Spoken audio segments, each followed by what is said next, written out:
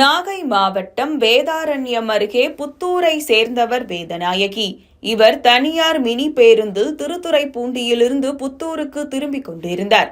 இதே மினி பேருந்தில் காஞ்சிபுரம் மாவட்டம் குரோம்பேட்டையைச் சேர்ந்த சத்யா, கவி, வைதேகி, மைதிலி ஆகியோர் வந்துள்ளனர்.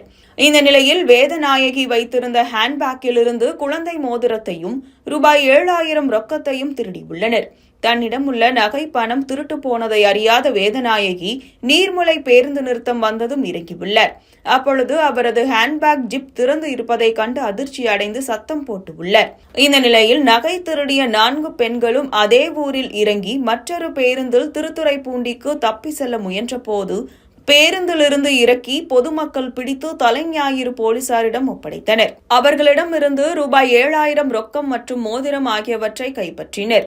இந்த சம்பவம் குறித்து தலைஞாயிறு போலீசார் வழக்கு பதிவு செய்து 4 பெண்களையும் கைது செய்து பல்வேறு பகுதிகளில் நடைபெற்ற திருட்டு சம்பவங்களுக்கும் தொடர்பு உள்ளதா என்பது குறித்து விசாரணை நடத்தி வருகின்றனர்.